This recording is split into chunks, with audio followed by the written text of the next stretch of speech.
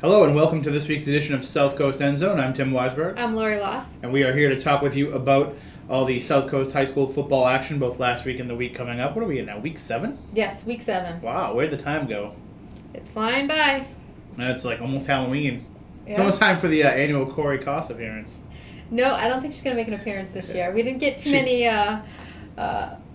views last year. Was it last year or the year before? I think it was a couple of years ago, yeah, because last year we were in this room the whole time, and the year before we went I think, what was my blonde wig? Or the I think redheaded? so. Okay. I think it was the blonde one. Maybe I'll go redhead this year. Who knows? Oh, see? So something to look Tweet forward to. us if you want me to wear a wig the week of Halloween. Right, and tweet us if you want me to wear one too, but... I could bring you one of mine to wear. I have some of my own, believe it or not. I live a whole nother life you don't know anything about. But the life that you do know about is the one here sitting at the desk. And this past Friday night I was doing that, and I saw some of the tweets that were rolling in. You can follow us on Twitter at @SC_varsity. And pretty interesting hot chocolate tweet. It was actually a Vine. Right. Yes, yeah. It was a Vine, one of our Vine videos, and I actually got to have hot chocolate for the first time this fall. Very exciting. You know, who cares what happened in the game? I got my hot chocolate. I even got a cupcake because they had breast cancer awareness cupcakes that they were selling at Fairhaven High, and it was definitely worth the wait. The hot chocolate was really good. It was hot. It was nice and creamy. You know, it had that nice creamy taste. And it was definitely even worth the climb up the press box stairs. I was going to say, out of all the places to have it. Well, you know, you can't be picky, right? Right. I mean, they had it there. I went at halftime, bought some, and then I somehow carried cupcakes, a hot chocolate up the ladder in the press box at Fairhaven High. And I had to Vine it because it was... That's when you're supposed to say, "Hey, Pete, can you help me out?" He did help me out by eating one of the cupcakes, though. Well, that was good. It was Pete, 2 for $1. Pete Braley, always willing to lend a hand. So, it's good then because we're going to get into the colder weather this week. So everybody have your hot chocolate ready. You know where you're going this week? New Bedford High. New Bedford, have your hot chocolate ready. Yes. And the bar has been raised pretty high already to start the season. You do realize it's most of the time it's just Swiss Miss powder and water, right? You know, but some places they still mess it up. You know, that's why we got to give the reviews. Well, stay tuned for that next week. Why don't we get started this week with Laurie's first and goal? Okay, on first down, Matt Golden scored on an 8-yard run and threw a 25-yard scoring strike to Jake Landry to account for both of Bishop Stang's touchdowns in a win over Coyle Cassidy. Second down, Chandler DeBras had a hand in all 28 of New Bedford High's points, throwing 2 scoring strikes, rushing for a touchdown, catching a touchdown, and running in 2 two-point conversions. Third down, Kevin Albino recorded 149 of his 190 yards in the second half and scored twice to power Fairhaven past Wareham. Fourth down, Matt Michael not only ran for 3 touchdowns, he caught a 67-yard scoring strike from Cam Costa for Ponequit's first passing touchdown of the season. And getting in the end zone, 3 players this week as Tri-Players of the Week. Wow. Old Rochester's Darian Dumont, Old Rochester's Richie Phillips, and Old Rochester's Nolan Bergeron. All 3 of those guys got in the end zone as Tri-Players of the Week. Dumont scored the winning touchdown from 5 yards out to give the undefeated Bulldogs their first win over DR since 2008. Richie Phillips rushed for 245 yards, and Nolan Bergeron scored 3 rushing touchdowns. We'll talk about the Bulldogs in a few minutes because it was just a very impressive win and, and a statement, really, to say that, all the talk that we had earlier in the season about Apponequet and DR. Old Rochester, don't forget about us. But well, I think we've kind of every year we talk about Dighton Rehoboth as one of the top teams in the conference. Every year we talk about Apponequet as one of the top teams in the conference. And quietly, the Bulldogs are undefeated. We're going into week 7. I mean, and they're winning some big games. They're beating some tough opponents. They've looked really, really good. And I know this past week they were without Colin Napton, and they still got the job done against a very strong Dighton Rehoboth team. So when I was doing the Players of the Week this week, I couldn't just pick one star from the old Rochester DR game. I had to go with all 3 that had a huge impact. Want to remember that come All-Star time, just so you know. All right, let's get rolling with this week's games. We'll start on Friday, all of them 7 o'clock games. The first one, of course, is Dartmouth at New Bedford, which you said you'll be at. And this is going to be a good game because these two teams, whenever they get the chance to face each other, it's always interesting. Yeah, well, I know both of them lost this past week. Dartmouth lost to Bridgewater Raynham in a game that the Indians stuck with the Trojans. I know all week, For a while. Yeah, I think the first half they were down 6-0, but then Bridgewater Raynham came out in the second half, scored on 3 straight drives, and turned a close game into kind of a rout. But Dartmouth once again got a good performance from Blaine Almeida. He threw a touchdown pass to Nick Simonetti. That was the only score of the game. But really, Dartmouth had trouble stopping Bridgewater Raynham's Brendan Gallagher. He had over 200 yards rushing. I think they held him to like 40 in the first half. So in the second half, he kind of broke free, ran wild a little bit. But for New Bedford, they don't run the ball that much, and so it's going to be interesting to see how 2 teams right now, Dartmouth and New Bedford, they're both kind of pass-minded teams. Now that Blaine's, kind of running the show at Dartmouth, and New Bedford has that combination between Chandler DeBross and Brendan Costa. This is going to, unfortunately, I'm excited to go to this game, but I have a feeling this 11-minute quarter game with all this passing is going to take 2.5 to 3 hours on Friday night. But I think there's going to be a lot of excitement going on. Like I said in the first and goal, Chandler DeBross had an unbelievable game. He threw 2 touchdown passes. He caught a touchdown pass. He ran for a touchdown.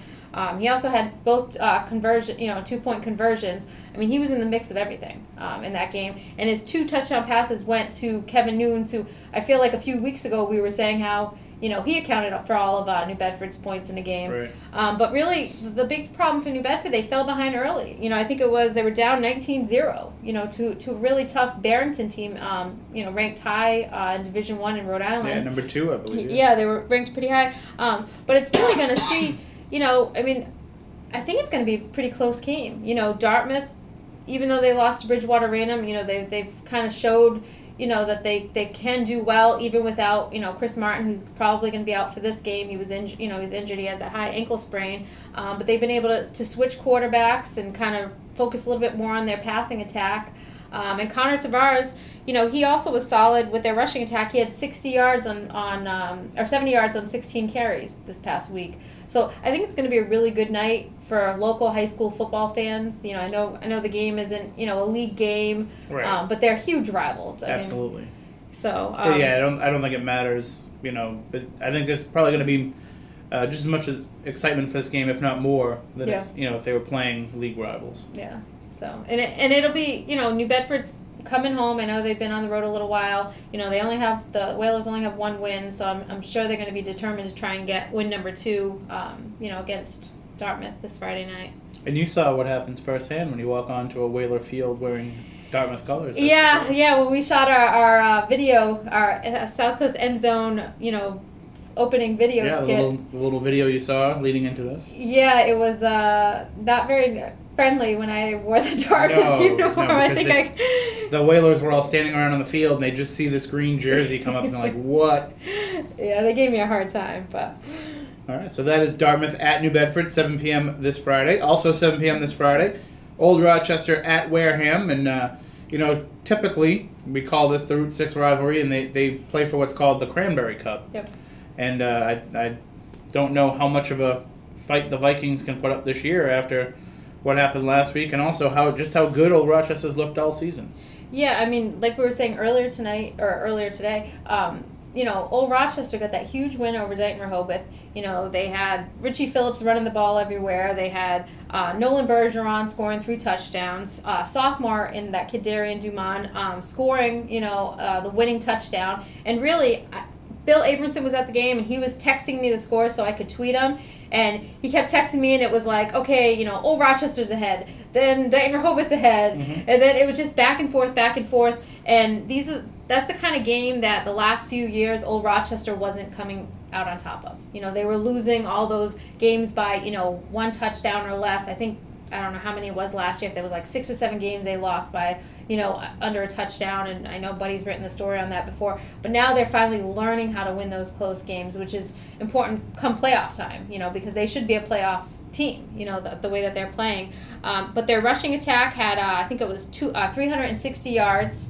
And they were able to do that without Colin Napton, one of their top backs. So, this is a potent Old Rochester team. that I really think Wareham's going to have a hard time stopping. Although, watching Wareham for the first time this season last week, the Vikings, they're getting better. They really are. They had a drive in that second quarter, I think at 9 minutes, 12 seconds, out of that 10 minutes of the second quarter, and they just kept moving the ball, picking up a few yards, getting a penalty, making a first down. Like, they moved the ball, they didn't score.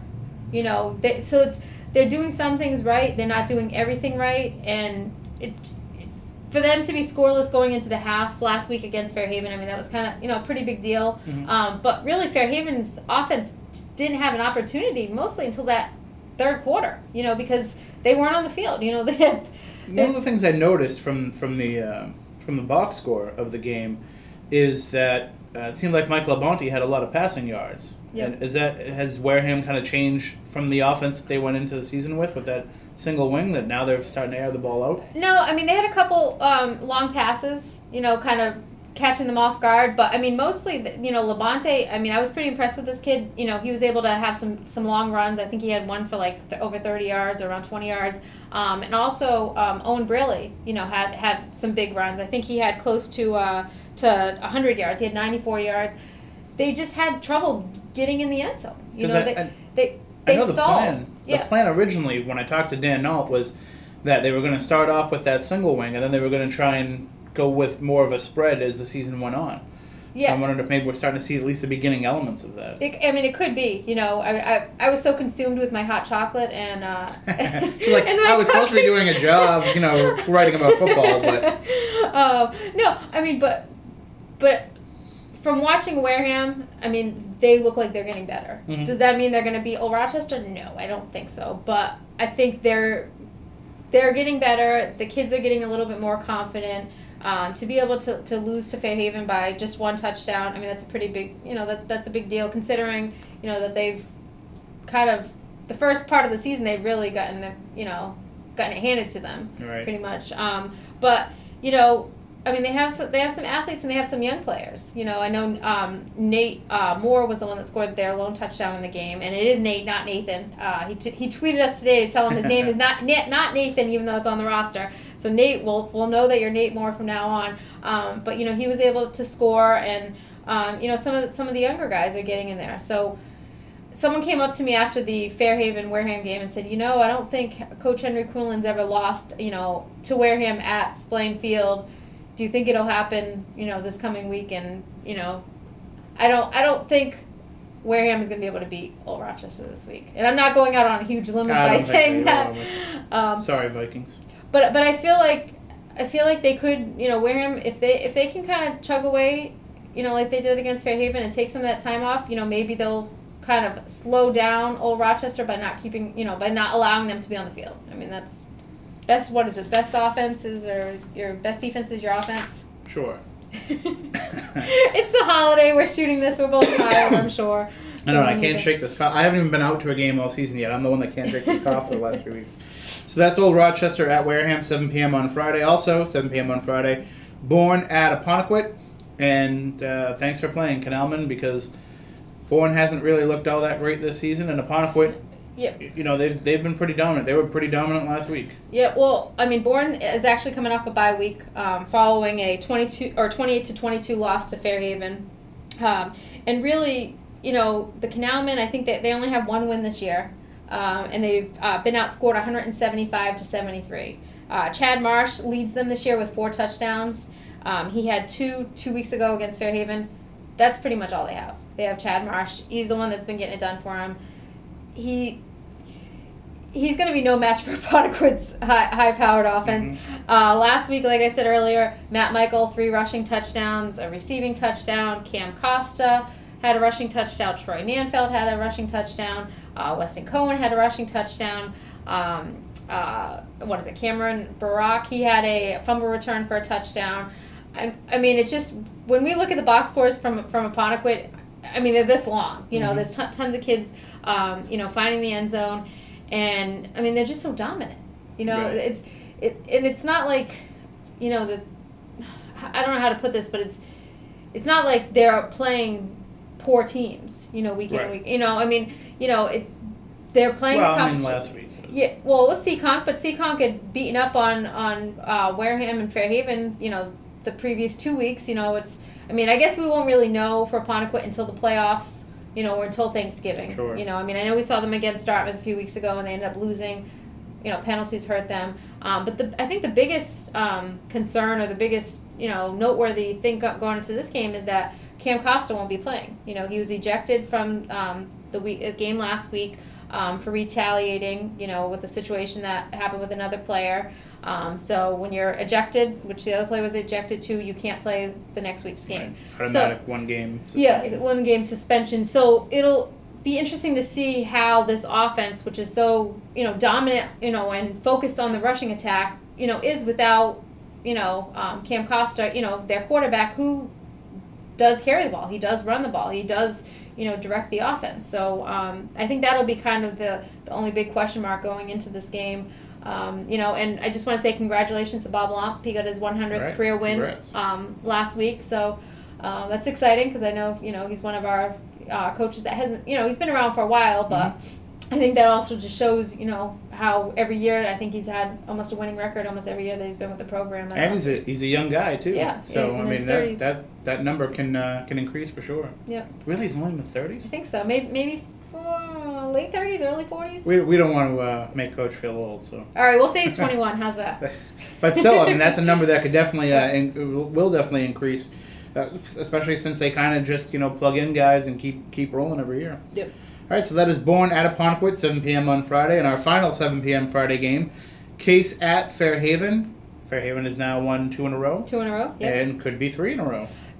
Against the winless Cardinals? Yeah, I would assume so. And it's also homecoming, as some of the Fairhaven players told me this past week. Hey, we're playing Case next week at home. It's homecoming. Lots of cupcakes, hot chocolate. You want to come to the game? Well, this time we'll dumb waiter up the hot chocolate to you, so you don't have to carry up the ladder. But, I mean, Fairhaven, they're looking pretty good at this point. They have a little bit of experience under their belts. I mean, it's still a young team. They're still making mistakes. But Kevin Albino, like I said, in the first and goal, I mean, this kid was impressive.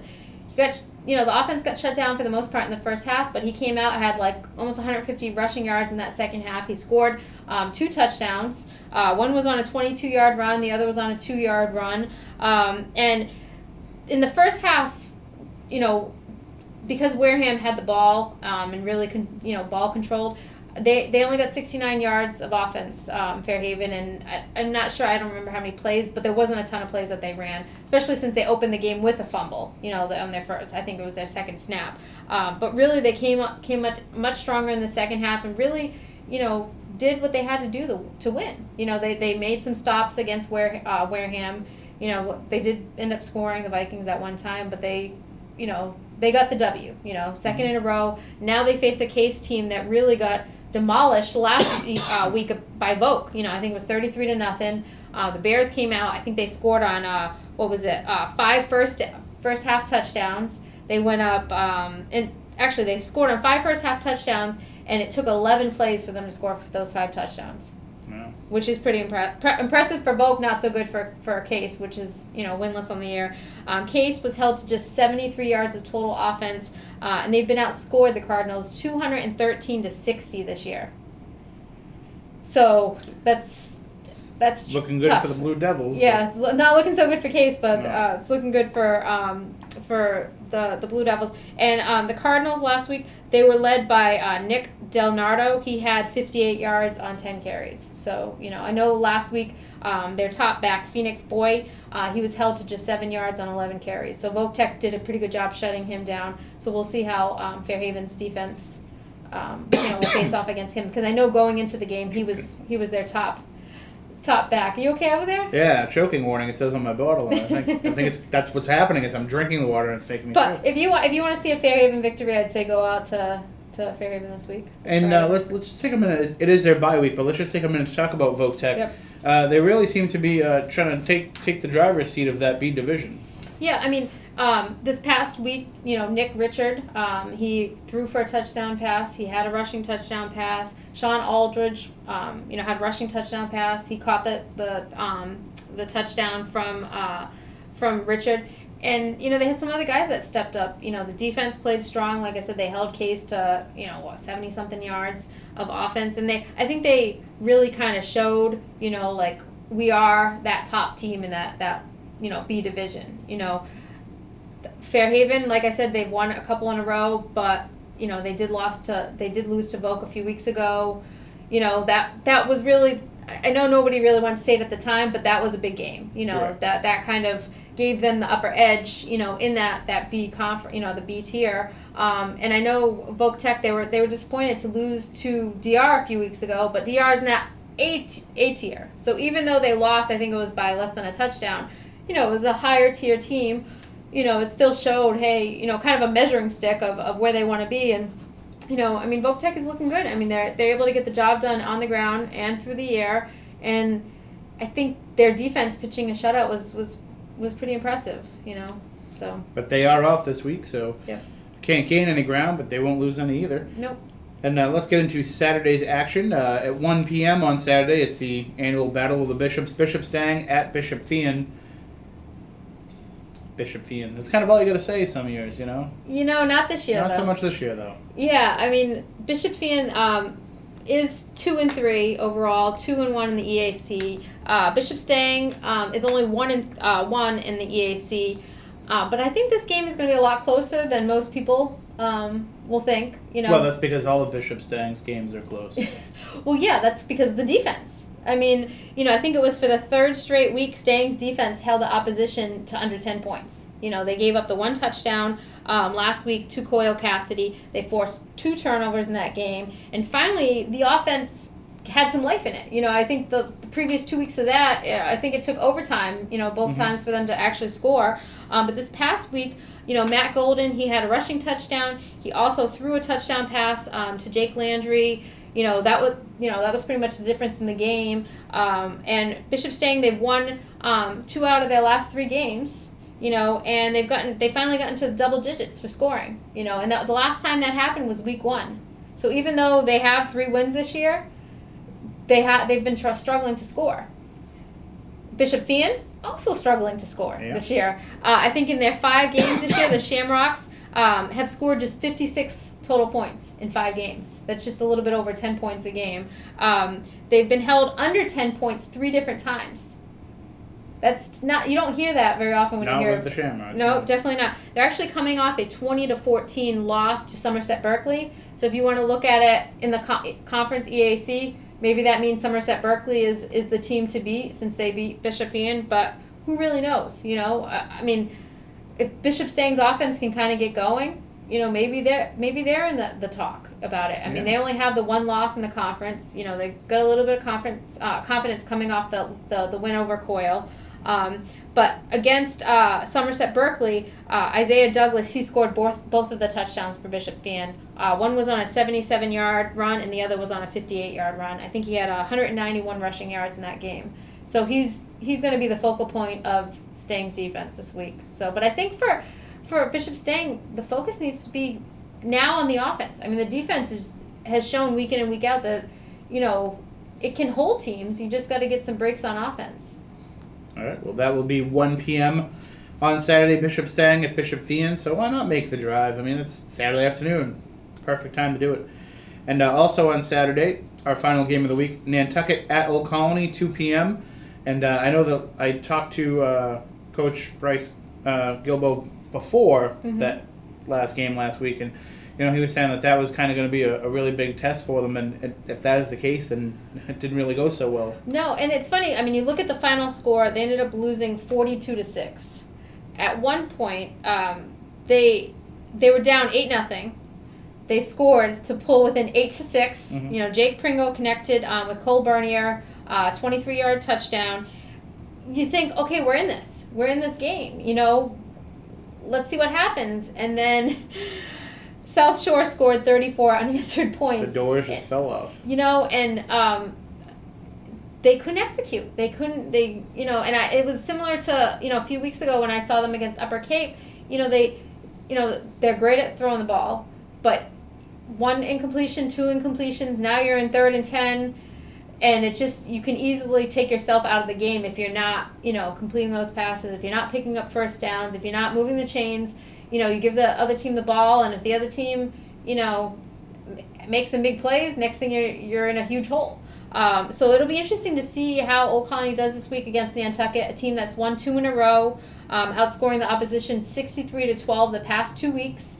Last week against Holbrook, 4 different players had rushing touchdowns. And Andrew Ray, the quarterback, he completed 2 touchdown passes to Dylan O'Connor.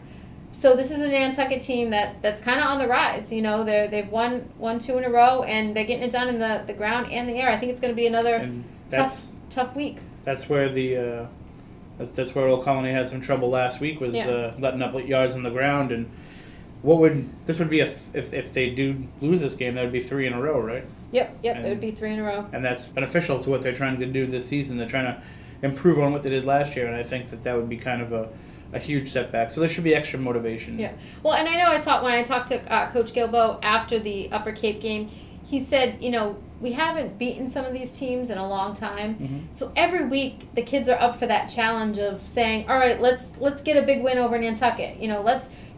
So I think that's motivation of kind of, what's gone wrong in the past, let's try and erase that. Right. But I think the key for Old Colony is really being able to maintain possession of the ball and move the chains. Their offense is, Old Colony's offense is good enough that they can put points on the board. I think it's just maybe now the confidence is low. Maybe, if they're not picking up those first downs and kind of, they get in a little bit of a hole and they feel more pressure to throw the ball. But I think maybe they need to, kind of focus on the rushing attack, kind of open things up in the air, and then see where they can go. So, but Bill Abramson will be at that game. It'll actually be on the radio too. So he's double dipping. Yeah. Oh, he's doing both jobs at once, huh? Double dipping. Nice. Yes, you can hear the dulcet tones of Bill Abramson on the radio broadcast for that game.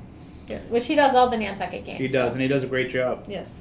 All right, so let's run down the slate one last time. Friday's games, all 7 o'clock. Dartmouth at New Bedford, Old Rochester at Wareham, Bourne at Apponequet, and Case at Fairhaven. And then Saturday's games, Bishopstang at Bishop Feehan 1 p.m. and Nantucket at Old Colony 2 p.m. We want to remind everybody, too, that you can follow along with us on Twitter at SC_varsity.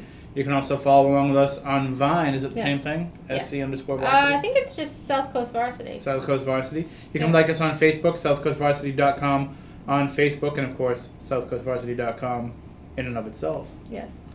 And any Instagram yet?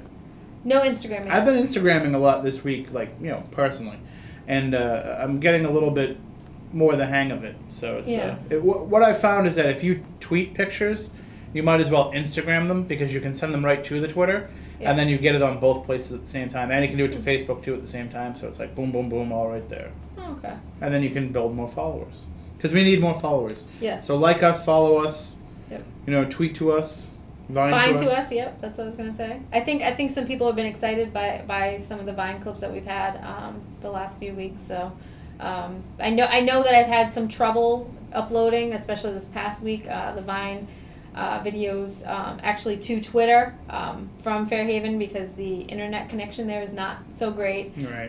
But after the games, once I get back to the office, I'm able to actually send them through. So so if you don't follow us on Vine yet, you can still see the clips on Twitter, a little bit later in the evening. All right. Well, that does it for this week's show. So until next week, we'll see you under the lights And in the end zone.